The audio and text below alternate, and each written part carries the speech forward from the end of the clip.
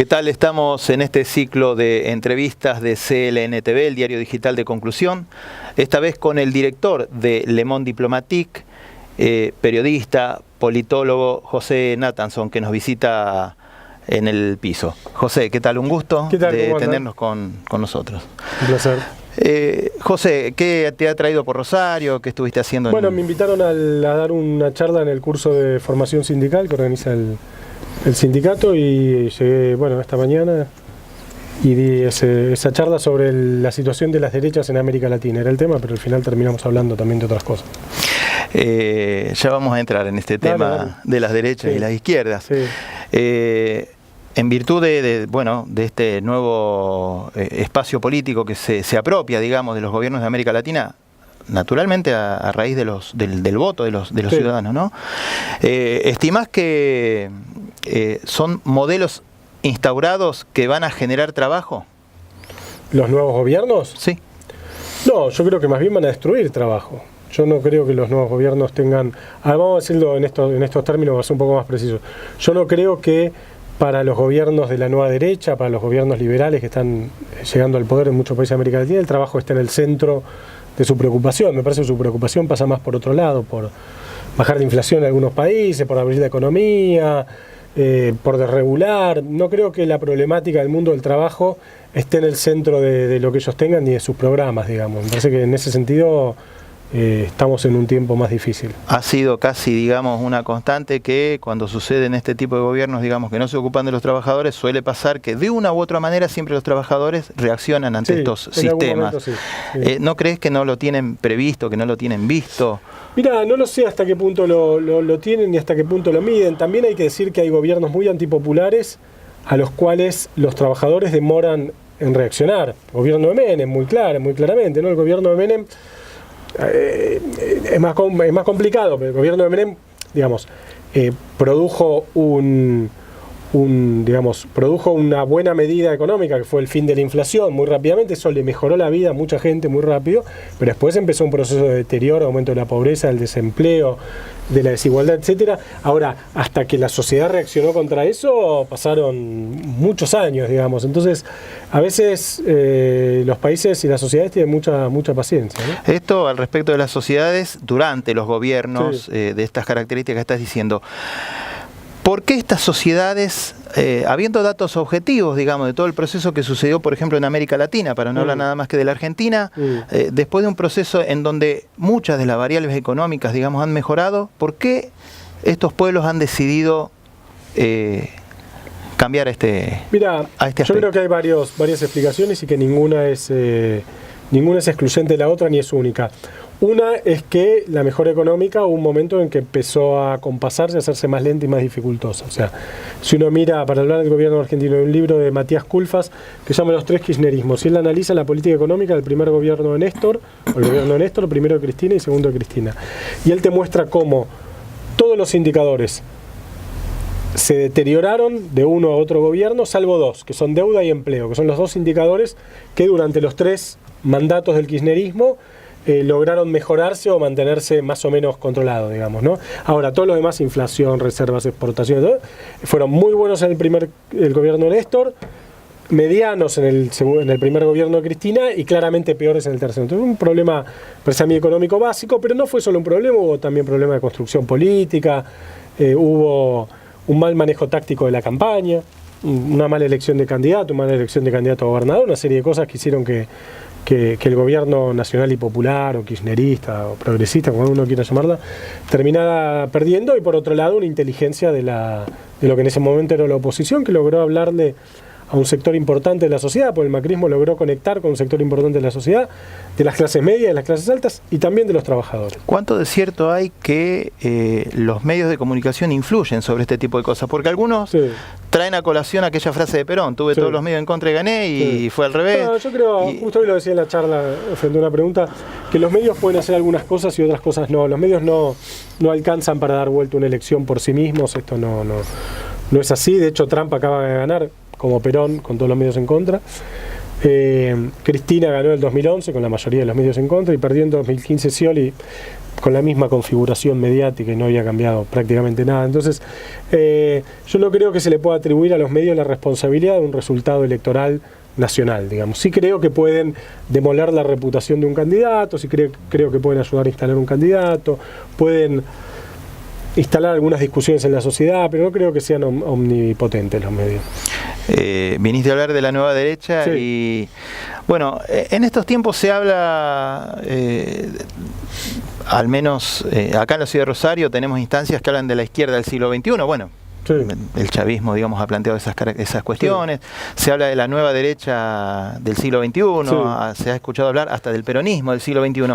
¿Es acaso el paso del tiempo el que define las nuevas formas ideológicas, digamos? Porque pareciera ser, digamos, que la ideología no tiene por qué ser erosionada por el paso del tiempo. No, a ver, yo lo que creo es que los partidos políticos y las fuerzas políticas y los liderazgos tienen que tener cierta capacidad adaptativa para no morir, digamos, porque si no mueren, o sea, una persona que le hable ahora a la sociedad como se le hablaba en los años 80, no va a ser nunca, no va a llegar nunca al poder, digamos, porque ahora hay que hablar de otra manera, con otras herramientas, con otros instrumentos y con otros lenguajes, digamos, lo cual no quiere decir que haya que cambiar de ideología, quiere decir que hay que adaptarla a un tiempo que es efectivamente diferente. Yo creo que en ese sentido el macrismo fue muy inteligente y logró conectar con un sector de la sociedad al cual logró llegar de una manera muy inteligente y muy astuta, digamos, y que sobre todo al final el kirchnerismo, y vos me preguntabas hace un rato por qué es lo que pasó, que después de muchos años de mejora de las condiciones sociales, económicas, etcétera, estos gobiernos nacional populares terminaron perdiendo, y yo creo que en parte se olvidaron de cómo hablar de un sector de la sociedad, creo que en parte dejaron de hablar de como un momento del kirchnerismo, viste, hay una vieja frase de Borges, que Borges decía, los peronistas no son buenos ni malos, son incorregibles, digamos, ¿no? Luego el kirchnerismo, con un sector de la clase media, dijo, no, esta clase media no es ni buena ni mala, es incorregible, y la abandonó. Y yo creo que ahí se equivocó el kirchnerismo. ¿En qué fue inteligente, en qué aspectos concretos ha sido inteligente el macrismo, digamos, para acceder al gobierno? Bueno, ¿Qué es lo que pudo rescatar de la sociedad? Cosas. Primero, un gran manejo de los tiempos. El macrismo manejó muy bien los tiempos de la campaña, hizo una campaña de menos a más, Macri sacó el PRO, sacó, no sé, el 20 y pico en la primera vuelta, en las PASO, el 30 en la primera vuelta del balotaje y después ganó en la general. O sea, planteó una campaña de menos a más, planteó una campaña muy homogénea, muy consistente, tomó decisiones tácticas acertadas. Fíjate vos lo siguiente, a Macri en un momento todo el mundo le pedía que lo llevara a Sergio Massa de candidato a gobernador. Todo el mundo, su gente, lo que ellos llaman el círculo rojo. Decían, es imposible llegar al poder sin un apoyo de una parte del peronismo. Hay que llevar a Massa de candidato a gobernador. Entonces, se planteó una discusión en el macrismo. Durán Barba y la gente de Durán Barba decían, no, tenemos que ser pro puros, macrismo puro. Y la gente más política, Frigerio, Monzó, etcétera, decía una alianza con el peronismo. Macri dijo, sin alianza con el peronismo. Poco después, Convención radical. ¿Qué hay que hacer? ¿Aliarse con los radicales o no aliarse con los radicales? Algunos, Durán Barba, etcétera, decían, no hay que aliarse con los radicales, somos lo nuevo, el radicalismo es un partido viejo, y los políticos decían, hay que aliarse con los radicales, necesitamos estructura. Macri dijo, no a Massa, sí a los radicales. Eso fue él, Le dijo, una vez le dijo no a Durán Barba y sí a Durán Barba. Y después le dijo no a Monzó y sí a Monzó. Entonces, hubo decisiones tácticas inteligentes, solo atribuibles, a pesar de que parece difícil de creer, a la figura del presidente. Digamos. En este sentido, Durán Barba, que lo estamos nombrando y hablando de esta inteligencia de Macri, a la que estás haciendo alusión, Durán Barba ha llegado a decir por estos días, por estos tiempos, que Macri es uno de los líderes más importantes del mundo. Sí, bueno, eso. ¿Qué opinión? Eso no significa nada. Igual lo que dice Durán Barba es que de los líderes más populares en las encuestas, igual eso no significa nada. No, yo no creo que Macri sea uno de los líderes más importantes del mundo. Sí creo que se lo ha subestimado mucho y que creo que ha llegado el momento de dejar de subestimarlo, digamos. A mí me parece que esa es una idea potente que hay que transmitir. O sea, ha llegado el momento de dejar de subestimar a Macri, a su gobierno y a su gente, digamos, porque no solo porque pensar que Macri ganó la campaña solo porque tenía buena publicidad es falso. Uno no llega a la presidencia solo con buena publicidad. Hicieron política con las armas de la política, con las herramientas de la política, se aliaron con un partido tradicional, rechazaron la alianza con un sector de otro partido tradicional, llevaron a una candidata gobernadora que todo el mundo parecía imposible que pudiera ganar, terminó ganando, logró conectar con un sector de la sociedad, logró conectar con algo que le pasa a la sociedad, con la idea de bueno, hay que esforzarse individualmente, hay que trabajar, el Estado tiene que estar a un costado. Con eso logró, me parece, el macrismo conectar con la idea de cultura del trabajo, del esfuerzo individual, de que el progreso se logra por vía del esfuerzo individual y no por vía de la construcción colectiva. Eso es el macrismo, y eso es algo que está en la sociedad argentina. Yo digo, hay una parte de la sociedad argentina que es macrista, sentido casi, uno diría, filosófico de la palabra, ¿no? Cristina Kirchner apareció o reapareció con un discurso, digamos, fue un discurso a los que tenía acostumbrada a la sociedad argentina, cambió esta macrización de su forma, digamos. ¿Cómo ves esa situación?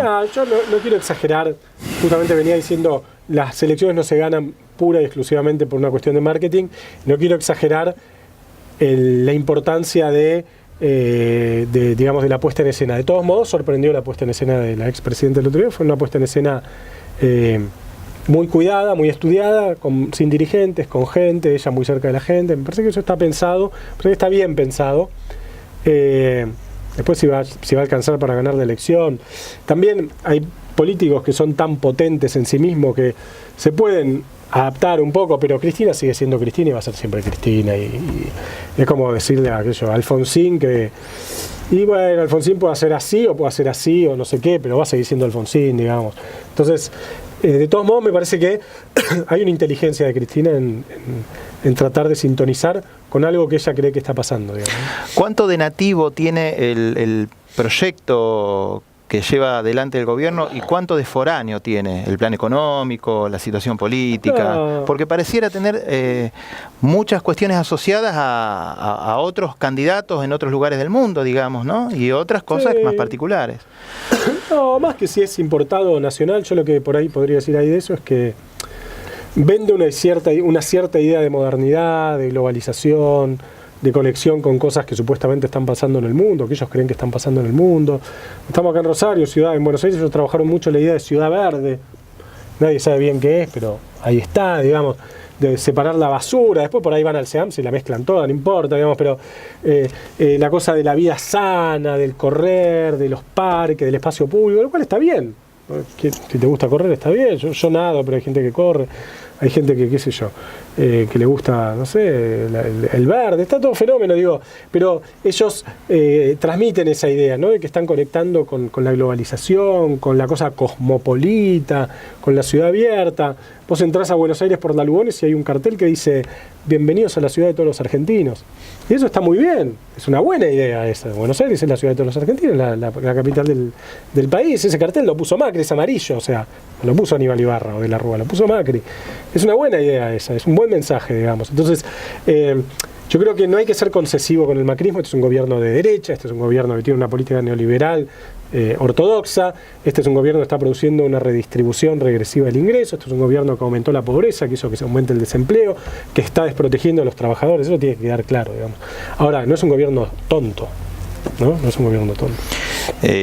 Recién hablaba de esta visión, digamos, del gobierno nacional al respecto de la cuestión internacional, de la globalización, digamos, de algunos aspectos que transitan a nivel global. En este sentido, y ya para ir terminando, y desde ya te agradecemos la visita, José.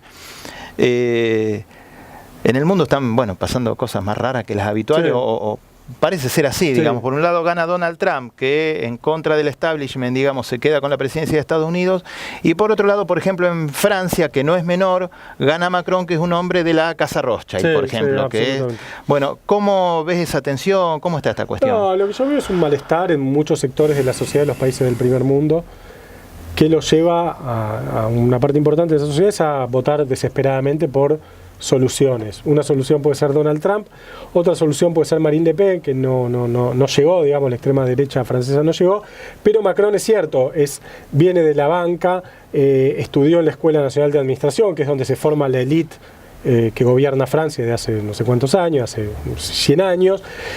Macron fue ministro de Economía de Hollande, pero al mismo tiempo Macron se presentó por fuera de los partidos tradicionales y tiene 39 años y está casado con una señora que le lleva como más de 15 años, o sea, tiene rasgos tiene algo disruptivo Macron, digamos, que un poco que es también lo que atrae, ¿no?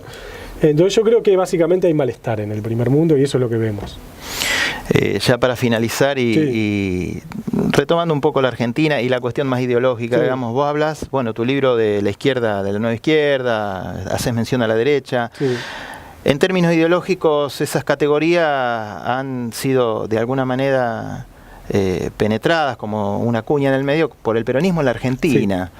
¿Cómo ves esta situación? Digamos, ¿dónde ubicarías vos al peronismo en esta lógica tradicional de izquierdas y derechas? ¿O si se puede recuperar esa instancia, si no sirve más? No, el peronismo está en este momento en un no lugar, ¿viste? Como los aeropuertos y los shopping, ¿vieron esa idea de que los aeropuertos y los shopping son no lugares? O sea, pues son todos iguales. Claro. Vas a un aeropuerto acá o en Groenlandia y son iguales. Bueno, el peronismo está en un no lugar ahora. Creo que lo está buscando a su lugar. Yo no creo que haya un lugar natural del peronismo. No creo que el peronismo naturalmente defiende los derechos de los trabajadores, es falso. El peronismo en los 90 destruyó los derechos de los trabajadores. Y fue el peronismo, viejo. Presidente peronista, gobernadores peronistas, sindicatos peronistas, que destruyeron, no todos, pero con la complicidad de muchos de ellos, los derechos de los trabajadores. El peronismo no tiene un lugar natural ideológico en la política argentina.